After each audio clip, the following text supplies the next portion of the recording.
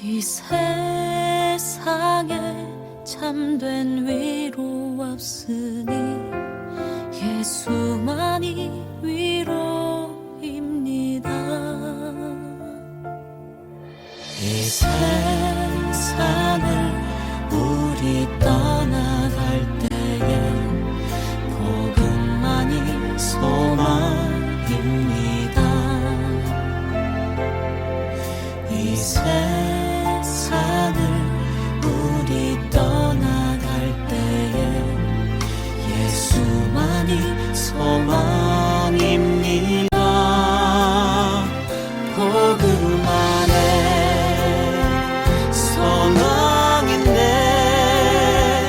복음 안에 생명 있네. 굳은 자의 소망 위로는 오직 복음밖에 없습니다. 감사합니다. 2026년 5월 10일 구원에 대해서 10주에 걸쳐 한번 살펴보도록 하겠습니다. 구원 첫 번째 시간, 왕이신 하나님의 통치입니다. 성경 말씀은 창세기 1장 28절입니다. 사랑하는 성도 여러분, 한 주간도 거대한 도시의 치열한 삶 속에서 주님의 은혜로 승리하셨습니까? 오늘부터 우리는 성경이라는 위대한 이야기의 첫 페이지를 열어 구속사라는 안경을 쓰고 하나님 나라를 여행하고자 합니다. 성경은 단순히 도덕적인 교훈이나 교리 시스템이 아닙니다. 이것은 하나님께서 인간의 죄로 깨어진 세상을 예수 그리스도를 통해 어떻게 다시 새롭게 하시고 자신의 나라를 회복해 가시는지를 보여주는 하나님의 장엄한 역사의 기록입니다. 그 첫 번째 시간으로 왕이신 하나님의 통치, 일상의 삶을 변화시키는 구속사의 첫 페이지를 함께 살펴보도록 하겠습니다. 성경 말씀은 창세기 1장 28절입니다. 같이 봅니다. 하나님이 그들에게 복을 주시며 하나님이 그들에게 이르시되 생육하고 번성하여 땅에 충만하라. 땅을 정복하라. 바다의 물고기와 하늘의 새와 땅에 움직이는 모든 생물을 다스리라 하시니라. 창세기를 성경을 읽는 두 가지의 안경이 있습니다. 우리는 흔히 창세기를 세상이 어떻게 만들어졌는가, 과학적 호기심의 렌즈로 접근하기도 합니다. 그러나 창세기는 과거의 기원을 밝히는 과학 보고서가 아니라 구속사의 렌즈로 보면 만물이 지으신 왕이 누구시며 왜 다스리는가, 하나님의 통치 원리를 알리는 왕의 선포입니다. 신학자 게알더스 보스는 하나님께서 자신의 구원 계획을 교리적 시스템이 아닌 역사의 책 속에 담으셨음을 강조했습니다.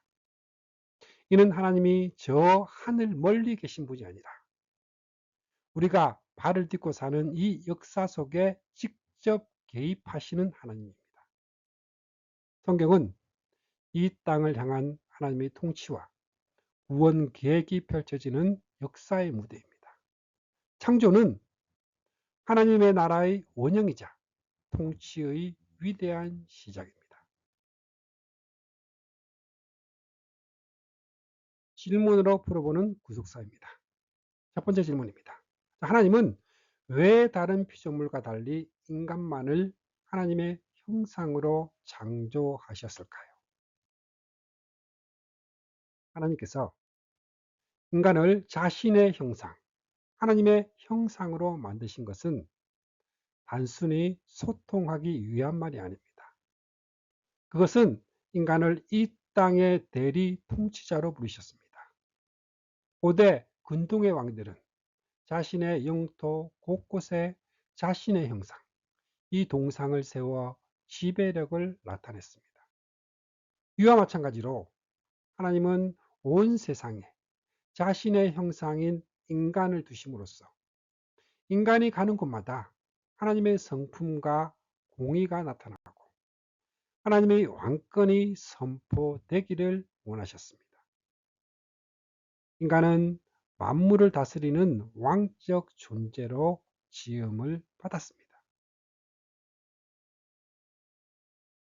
두 번째 질문입니다. 창세기 1장 28절에서 약속하신 복은 무엇을 의미하나요? 하나님 나라의 헌법, 인류 축복의 대헌장입니다. 창세기 1장 28절입니다. 하나님이 그들에게 복을 주시며 하나님이 그들에게 이르시되 생육하고 번성하여 땅에 충만하라. 땅을 정복하라. 바다의 물고기와 하늘의 새와 땅에 움직이는 모든 생물을 다스리라 하시니라.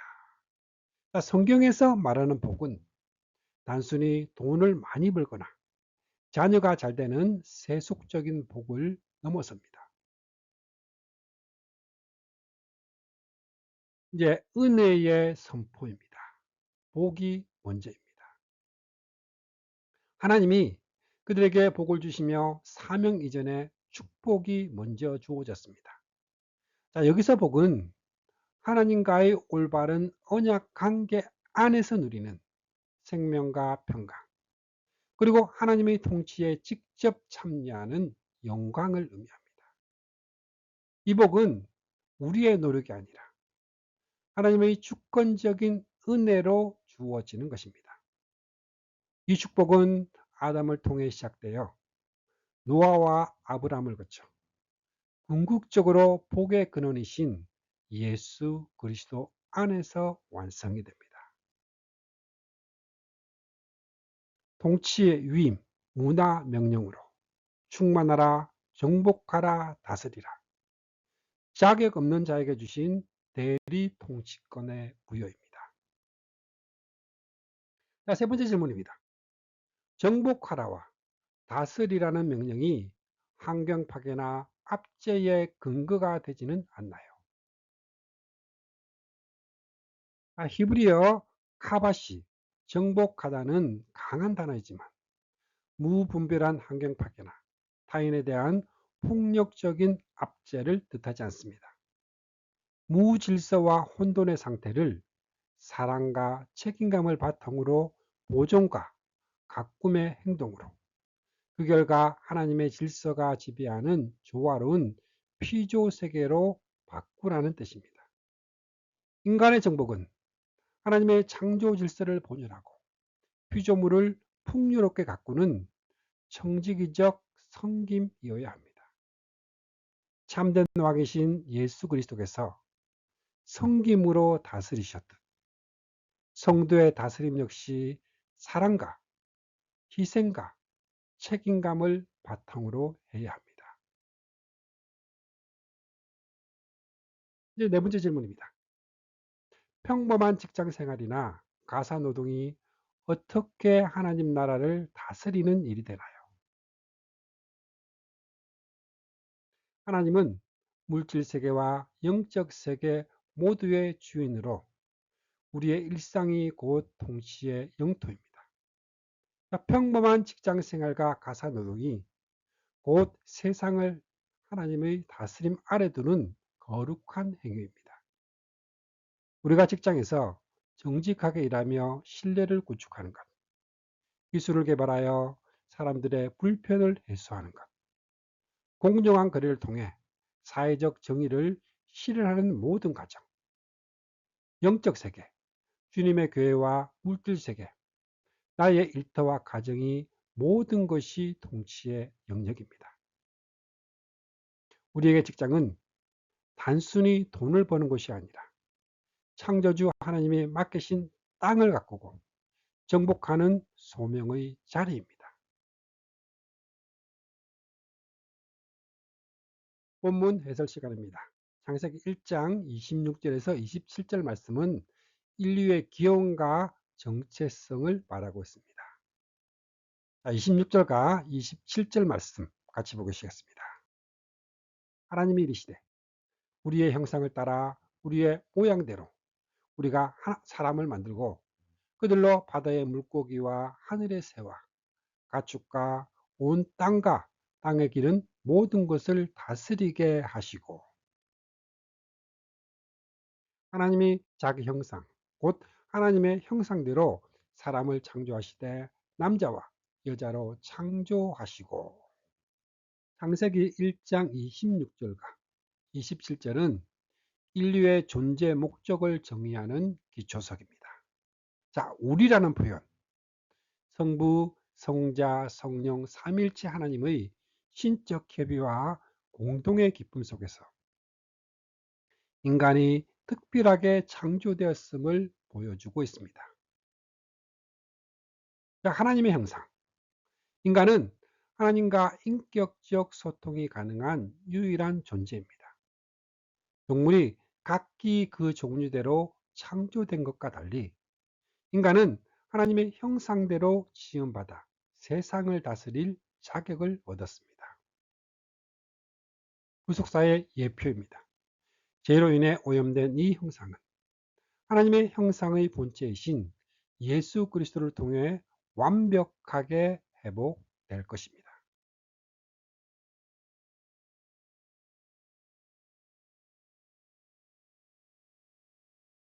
두 번째로 하나님 나라의 헌법입니다. 창세기 1장 28절 말씀입니다. 같이 봅니다. 하나님이 그들에게 복을 주시며 하나님이 그들에게 이르시되 생육하고 번성하여 땅에 충만하라. 땅을 정복하라.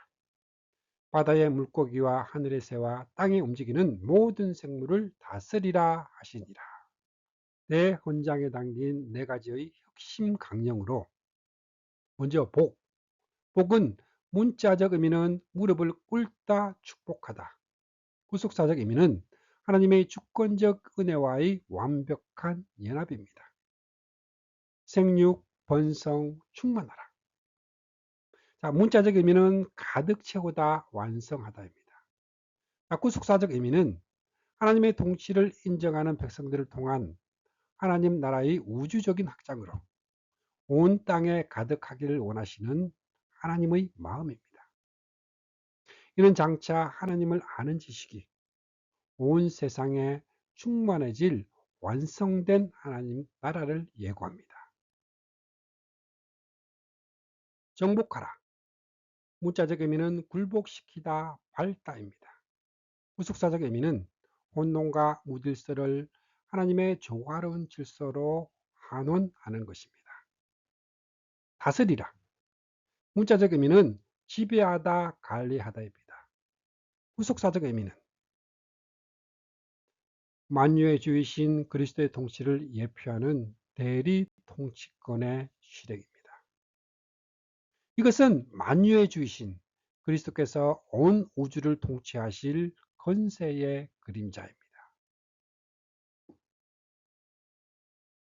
일상 속 대리 통치자의 네 가지 삶의 영역을 살펴보며, 하나님의 나라는 첫째로 자존감의 회복, 사회적 지위나 경제적 형편에 상관없이 성도는 하나님의 형상을 입은 고귀한 존재입니다.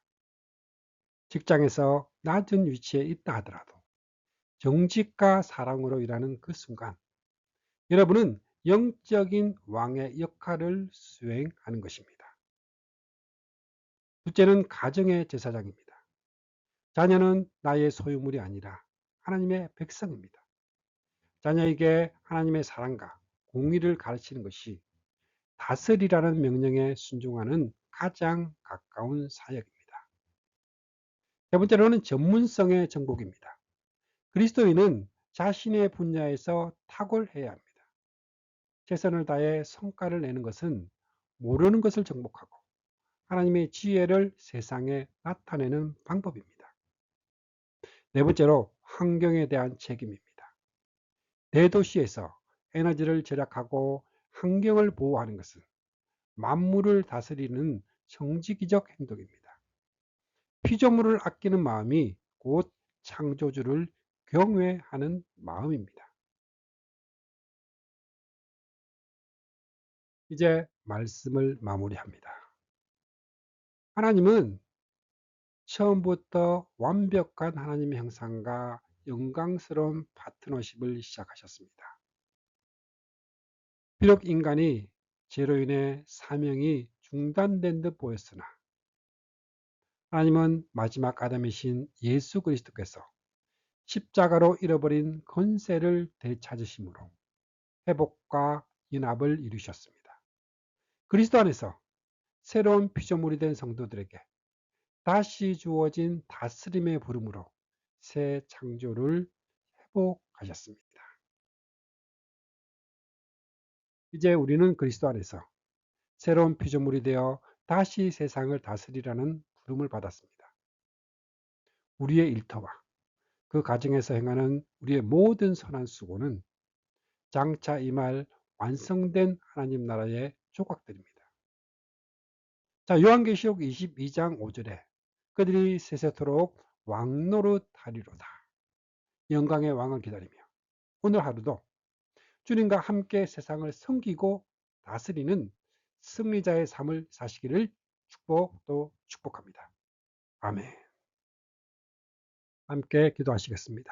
만유의 주제이신 창조주 하나님 아버지, 오늘 말씀을 통해 저희가 얼마나 존귀한 존재로 지음받았으며 어떤 위대한 사명을 부여받았는지 깨닫게 하시니 감사합니다.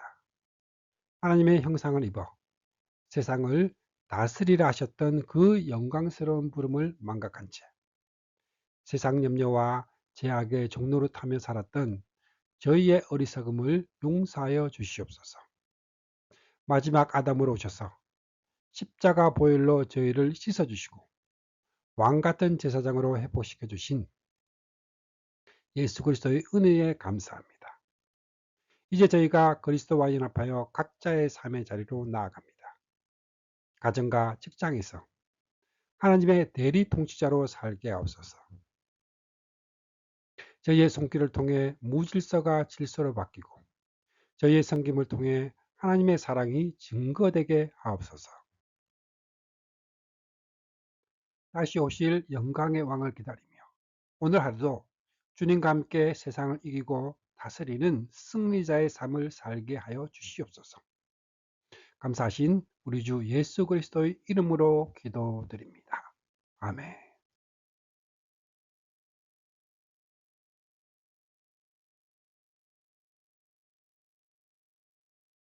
축복합니다. 지금은 우리를 구원해 주신 주 예수 그리스도의 은혜와 하나님 아버지의 거룩하신 사랑과 날마다 우리를 승리하게 하시는 성령님의 역사가 오늘 함께한 주님의 백성들에게 영원토록 함께 있기를 주님의 이름으로 축복합니다.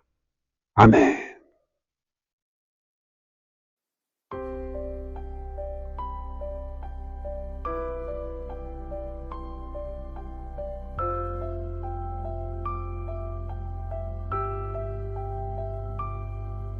그대 폭풍 속을 걷고 있을 때 비바람을 마주해야 할 때 불빛조차 보이지 않아도 그대 혼자 걷지 않을 거예요. 두려움 앞에서 하늘을 보아요. 외로운 그대여 걱정 마요. 꿈꾸는 그 길을 또 걷고 걸어요. 그대 혼자 걷지 않을 거예요. 내 폭풍 속을 걷고 있을 때 두려움